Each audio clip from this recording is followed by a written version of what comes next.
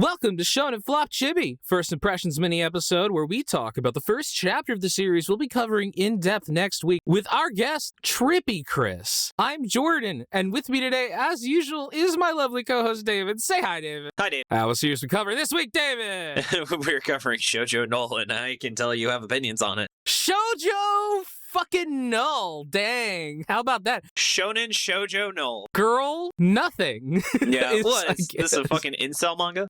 Don't they actually call them, like, femdroids or something? I don't know if they call them that in the manga, but they... No, but, like, incel culture, there's some incel term that's, like, femdroid or something. Femoids, yeah. Yeah, femoids is fucking... It's not too far off from this. It's really fucked up. But yeah, so this is Shojo Null. It was written by Kanai Nakanishi and drawn by somebody only known as Akima, missing one M from being the control devil. But it ran from August 5th, 2023 to September 7th, 2024. So just a little bit over a year, and it got 33 chapters in 4 volumes. So one of the longer flops, you know. It looks like on the app that it has like 50 plus chapters because it has like chapters that are like 10.1 that are 1 page long. Yeah, they're like, teacher has a headache. Yeah. You know, where they just submitted like, I guess, a 1-pager instead. I mean, when you're like, what? I think this was digital, so that's the kind of shit you can do. Oh, it was very digital. I could immediately tell. Everything was drawn using a digital pen. Oh, I meant published digitally. Oh, yes, that too. Anyway, let's get into the first chapter plot summary, David. Yes, shall we? So, Gaijins, not Gaijins, I would like to clarify. Baka. They may still be Baka, are organic robots with supposedly no consciousness, suppose. And in the future, they're more or less just slaves, David. One day, a guy falls asleep while transporting military-grade Gaijins. You know, David, this is why we really should have replaced all humans with Gaijins, because that would not have happened if it was a Gaijin. Oh, yeah, that'd be typical fucking human error. But yeah, he was transporting military-grade Gaijins and drives into a road partition, which kills himself and all but one of the Gaijin. A girl named Chika explains the news to her friends while smoking a vape. I had never seen a vape in a manga before. She does this because it seems that she can't afford food. Like, she can't afford lunch. And that is actually the darkest thing that happens in this manga, That's I think. true. This middle school girl who vapes so that she doesn't feel hungry. God damn it. One of her friends, Ryaha, goes home that night where the military Gaijin is plugged into his wall like it's a fucking Tesla and is regenerating. He apparently found her dying on the street with nothing but like some of the gross organic remains of her Gaijin siblings. Like, she just has like loose bones and eyeballs. She just keeps them in her pocket. Yeah, she just keeps them in her pocket. What's in my pocket? Oh, what's in my bag? That's right.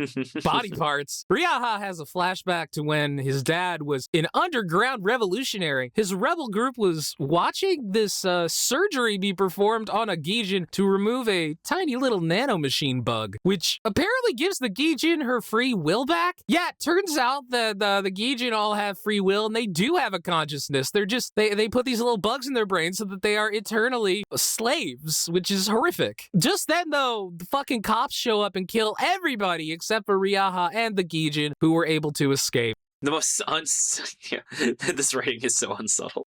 Yes. They make it to a shrine which nobody visits, presumably due to symbolism. You know, David, how humans, as we have evolved, have left behind our spiritual past and instead have embraced technology, perhaps leaving behind something very important to us. Anyway, due to symbolism, and the Gaijin, whose name is Ningyo, asks Ryaha to build a world where Gaijin can live normally, which this child will hopefully be able to do. Back in the present-day future, Ryaha tells the war Gaijin, whose name is Marie. I would like to point out the other Gaijin's name was Ningyo, and this Gaijin's name is Marie. So, you know, he tells her to stick with him, and he'll keep her safe. He goes to the convenience store, though, and discovers that she took it literally, causing them to get spotted immediately by a security camera, because, you know, it's the future. They live in a 24/7 surveillance state. I don't think it was even a security camera. It was like a designated Gaijin detector.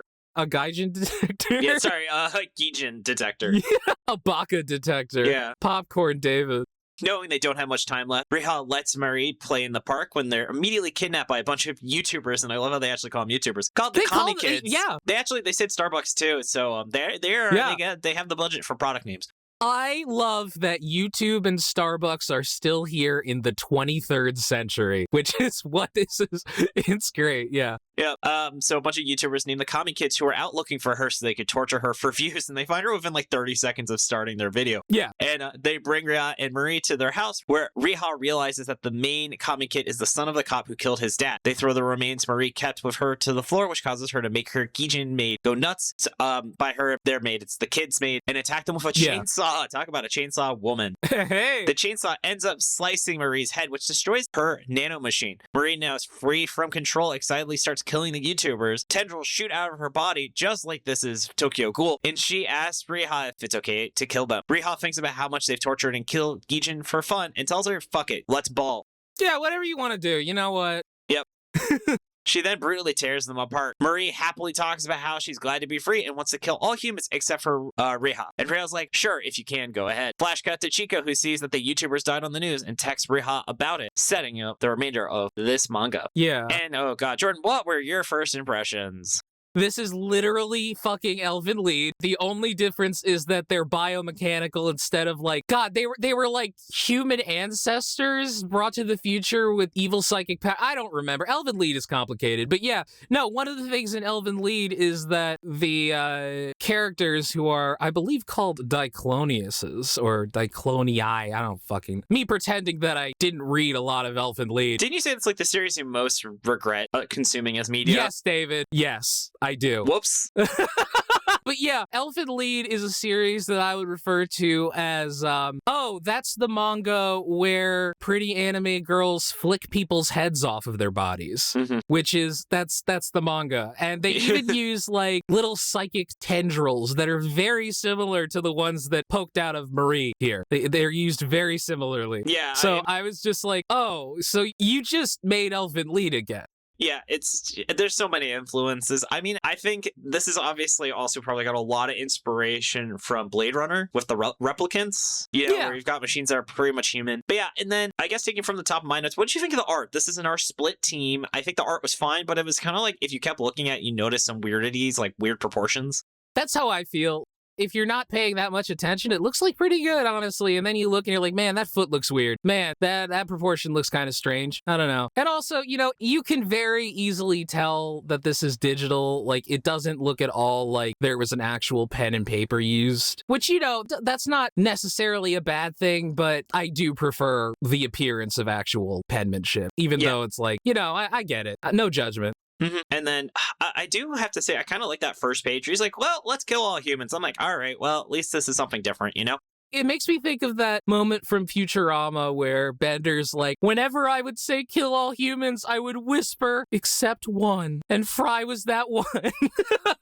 I feel like I said something. I made a list of things that this just potential topics to use as the cover art. Detroit Become Human, Aaliyah Battle Angel. We already did the Terminator. Just imagine her drawn like Bender actually was on my list, Jordan. Yeah, of course. And then Blade Runner. Though actually right now I kind of like that dark place where I know authors that use subtext and I think they're all cowards. Dark Place is so my good. favorite right now. It's just having her dressed like that. But we'll talk about it. Can I just say, by the way, this is like a really underwhelming future. Like, it's identical to today. You could have just said 100 years in the future, but to say it's like the 23rd century. It all looks the same. Yeah, if it's 200 years in the future. Yeah, YouTube is still around 300 years from now. Well, 200 years, but yeah. They still got YouTube. They still got Starbucks. They have the same fashion sense that we have today. Like, you did a really bad job of making this world seem more future-y. It looks the same. And it's like they have physical phones when they clearly have like these highly advanced technological implants. Like, right, she texts him. Yeah. She has a fucking iPhone. Do you think it was like the editor told him like, hey man, this, like I feel like the offer originally was like this is like 2045 in the offer. Maybe he accidentally like fat fingered the year and he meant to say 2025 or something. I think this author was afraid of running into the thing that happens all the time. Like, it's the Back to the Future problem where it's like, this movie is coming out in like, the late 80s. I'll just say that this takes place in 2015. And then we get to 2015 and it's like, well, this is weird. I think he was trying to avoid that. The problem is too far. That in Back to the Future too, the issue is, we're in 2015 and it doesn't look futuristic the way that it does in that movie. Here, though, it's like, wait, the 23rd century looks identical to the 21st century. What the fuck? This reminds me of one of my favorite jokes from Harvey Birdman, where he meets the Jetsons and they're like, we're from the year 2006 or something. He looks at the calendar and says like 2009 on it. Yeah, I remember that. Fuck, that's such a good joke. This whole thing, I feel, is supposed to be some sort of like political commentary, but I can't quite tell. Like, is this about slavery and stuff? But then it runs into this message where maybe this should have been my guess is they're like, oh, well, it's really wrong. We're keeping these, like, I can't really tell, like, are these humans that have been modified? Or because there's clearly organic parts to them, which I feel as a person would have thought that's super weird. Why is this robot has parts that can biodegrade? But anyway, and the problem, it's kind of like, was it like Zootopia or something, where it's like, it's not right to treat these people as extremely dangerous, but then the marginalized group is shown to be extremely dangerous. Like, this woman just very easily, without her limiter chip, just killed a whole bunch of people very quickly, you know? Well, two things. First off, I think the reason she was able to do that is because she's a special military grade. The maid robot still just went and got a chainsaw and killed someone. You know, it's interesting you say that this may relate to something that happened, David, because I noticed that they mentioned there are 6 million Gijin. What an interesting number to select. And really? Wow, you use that number over a panel depicting a pile of dead,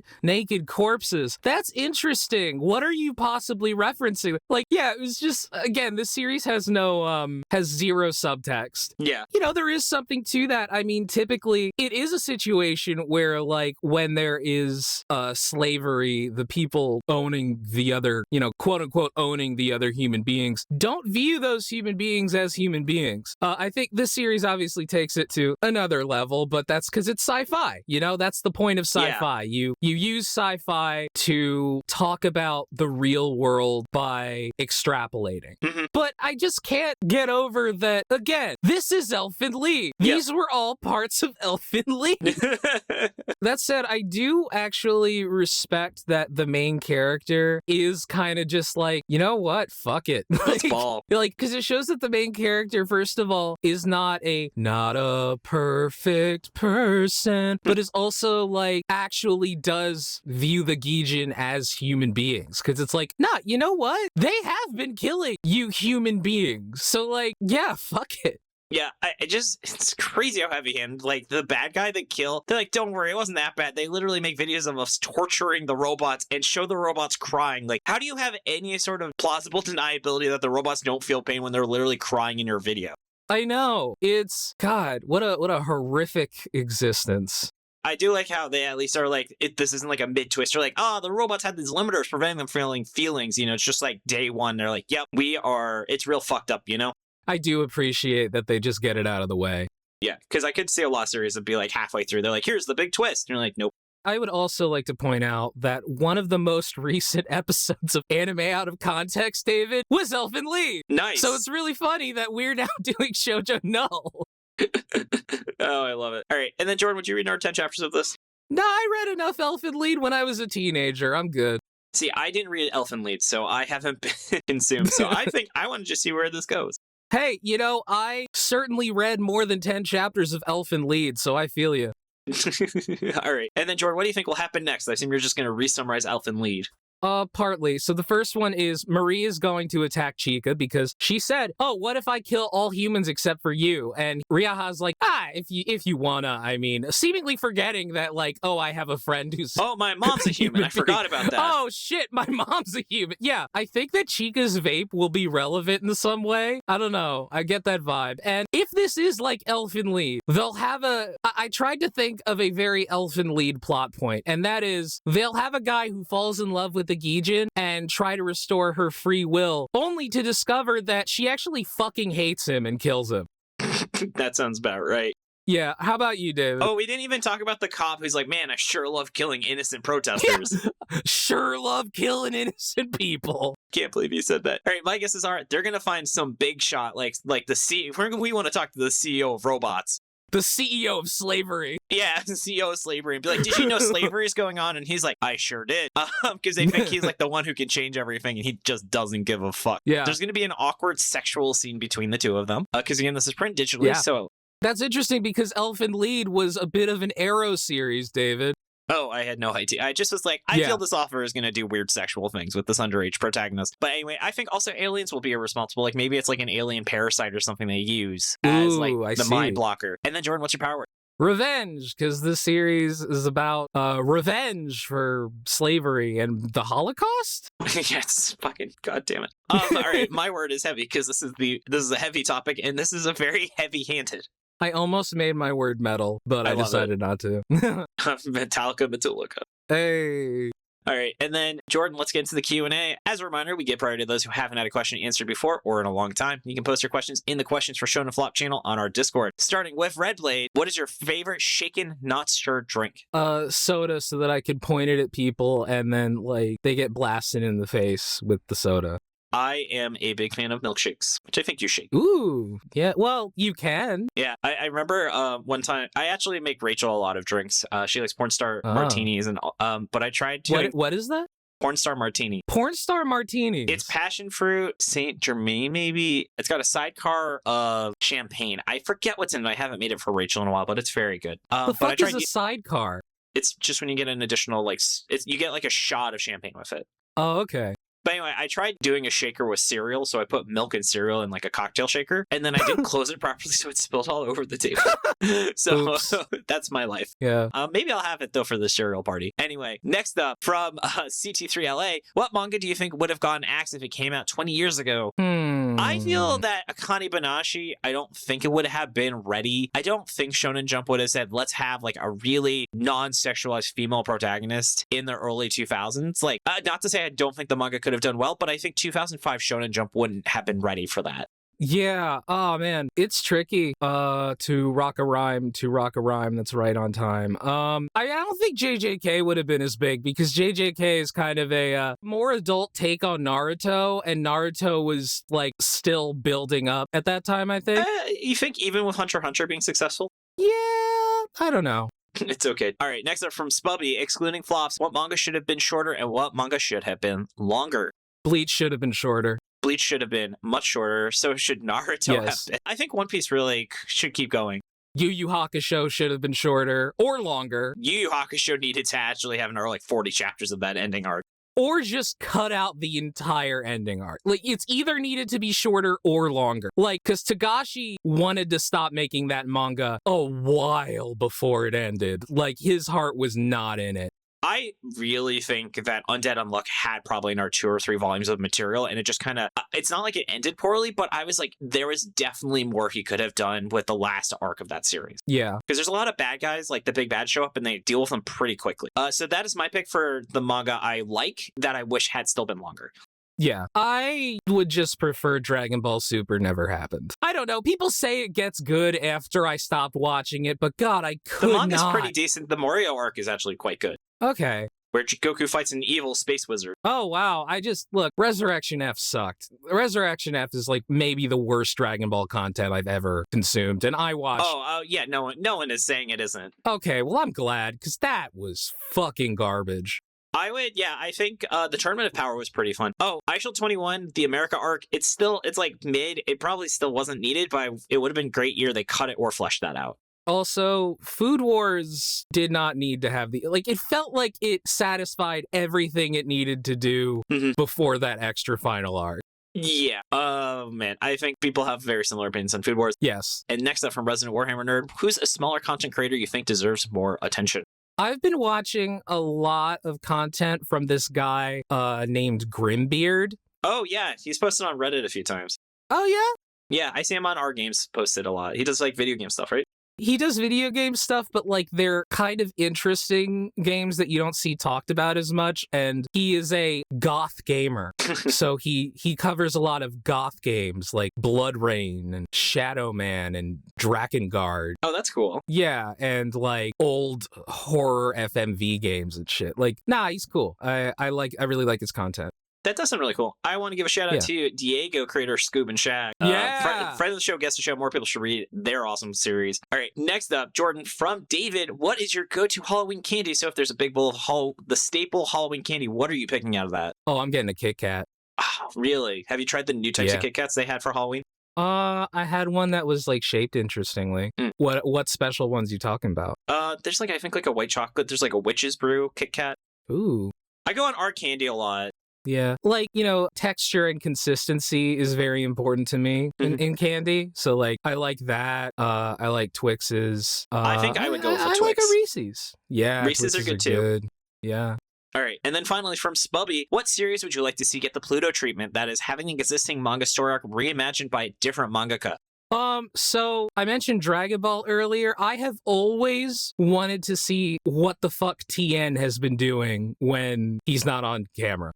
Because Tien disappear for he started they actually explain that in Super. They say he started like a martial arts school. That's so lame. I didn't say it wasn't, but they do explain it. God, that sucks. No, because Tien will disappear for hundreds of chapters or something, and then he shows up and he's still strong and useful. Not as powerful as Goku or Piccolo or anything, but he's always useful. The last time I talked about this, somebody mentioned, I imagine Tien going around taking care of the bad guys from Dragon Ball. Yeah. And I really like that. I really like the idea that he's just going around mopping up the remains of the Red Ribbon Army and dealing with that one bunny guy who can turn people into carrots, even though I think that guy got transported to the moon. Yeah, and the moon got blown up. Oh, wait, and then the moon got blown up. I do believe they explained it. He's on an asteroid. I don't know.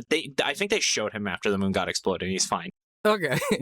I kind of feel like I would want to see Oda take on Dragon Ball as well, because imagine someone with a very strong eye for continuity and world building, which Dragon Ball doesn't really have. No. And just what would it be like if Dragon Ball actually had a world building foundation to it? I would say, what if I think the Buu Saga by Oda, I think could be really interesting.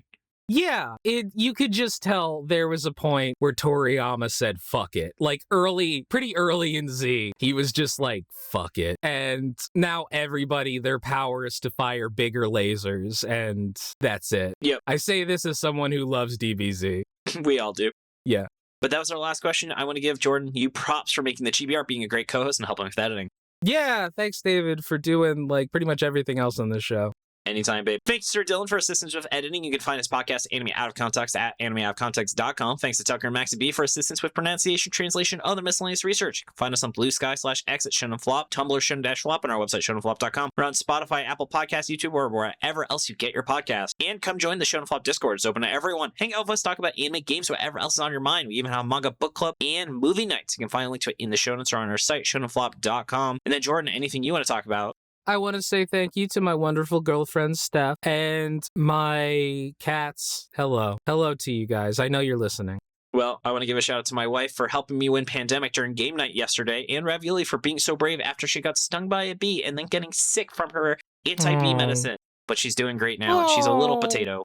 Aww. She's looking at me as I say that. Right. But thanks so much for listening. Tune in next Monday for our full episode on Shojo Null featuring Trippy Chris. This has been Jordan. This has been David. You've been listening to Shonen Flop, David. Say it. Keep on floppers. Bye. Bye.